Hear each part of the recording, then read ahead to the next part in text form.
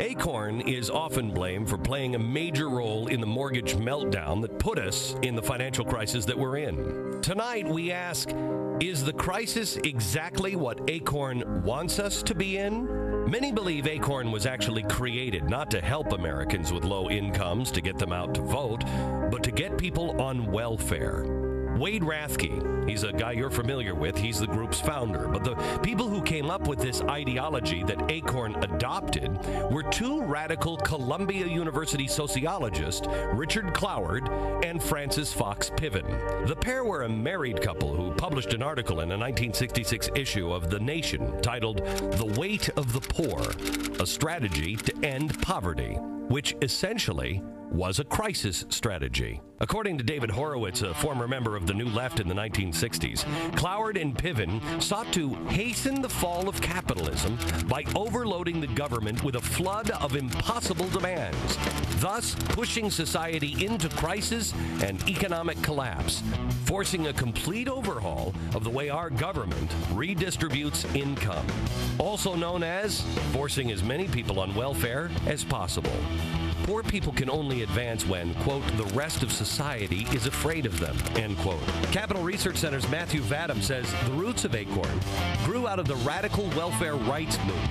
The idea behind that was that not enough people were on welfare and that you needed to pack the welfare rolls with as many people as possible in order to overwhelm the governments, the various levels of government, and cause social chaos. Cloward and Piven were invited guests of President Bill Clinton in 1996 when he signed the Personal Responsibility and Work Opportunity Reconciliation Act, which imposed time limits on federal welfare, along with strict eligibility and work requirements. But years before that, they sought to use a host of aggressive organizers to force redistribution of the nation's wealth. The professors recruited a militant black organizer named George Wiley to lead their new movement. Wiley created the National Welfare Reform Organization, or NWRO, in the 1960s.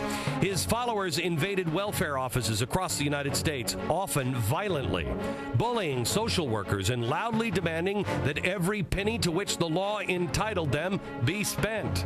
One of the followers was a young, well-to-do dropout from Williams College. Surprise, surprise, Wade Rathke. Rathke at the time was organizing draft resistance for the militant group Students for a Democratic Society. A short while later, in 1970, Rathke founded ACORN, but his organization would have a wider mission than that of the National Welfare Reform Organization.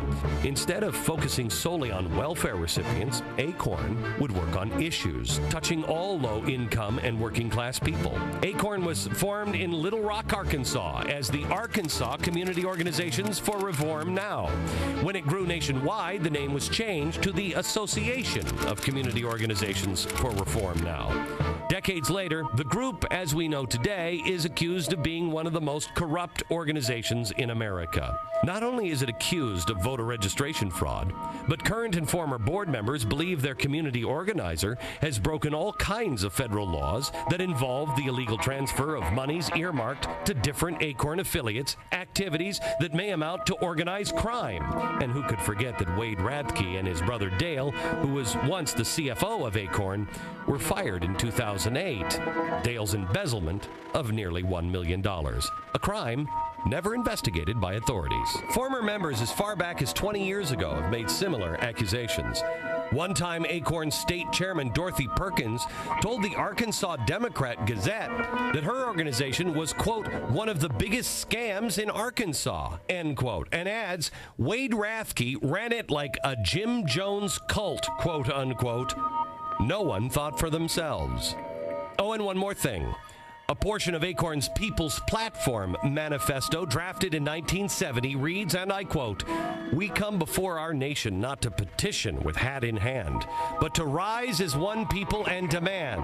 We will no longer wait for the crumbs at America's door. We will continue our fight until the American way is just one way, until we have shared the wealth." The question tonight is, how much has the radical left influenced President Barack Obama and our government?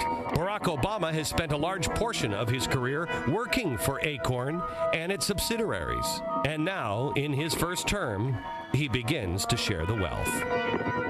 Bill O'Reilly is here. He's the host of the O'Reilly Factor.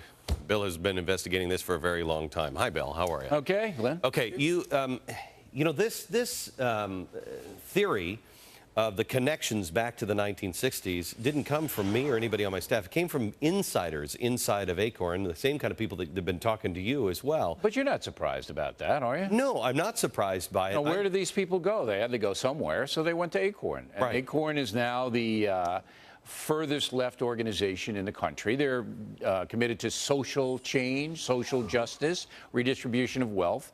It's a quasi-socialist outfit. It'll be interesting to see if the leadership of ACORN tonight denies that on the factor. I don't know how they can. But there's nothing wrong with that. There's nothing wrong with being a far-left person, as long as you operate within the law. You don't do things that are underhanded or unethical. Right. You know, this is America. But we tolerate all points of view. But what you got onto, and then, of course, I stole it from you, which is partially true because I did notice Beck kind of got me going on this thing, was the money. Yeah. Millions, tens of millions of dollars pouring into this little funeral home in New Orleans. And nobody knows where it goes from there. Mm-hmm. So tonight, that's what I'm going to concentrate on. Look, it's a foregone conclusion that they're far-left people. So look, I just think there are three things going on. And Bill, you didn't steal anything from me by any stretch of the imagination. I gladly work with you on ideas and sharing ideas with you. You've done it for me as well. Yeah, but if you hadn't, I would have stole it. So. Yeah, well, anyway. But here's the thing. There are three things going on. There is I think the smokescreen of the Democrat, Republican, they're stealing the election. That's a smokescreen. The next one is the money scam.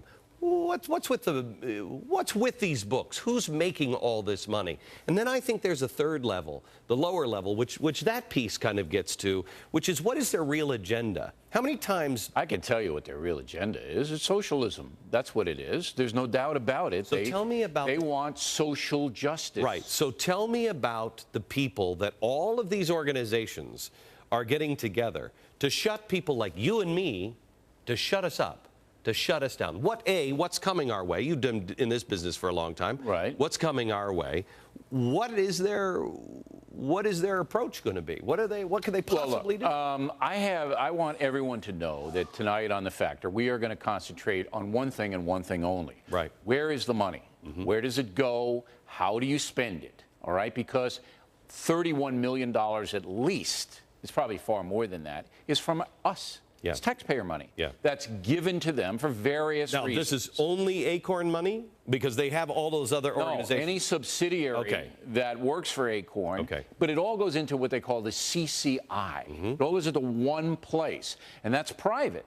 It's not public. So we can't get their books. So I'm just going to look. I'm going to ask. You know, I'm a simple man, Beck. I'm even simpler than you, which is hard to believe. Yeah. Simple man. Right.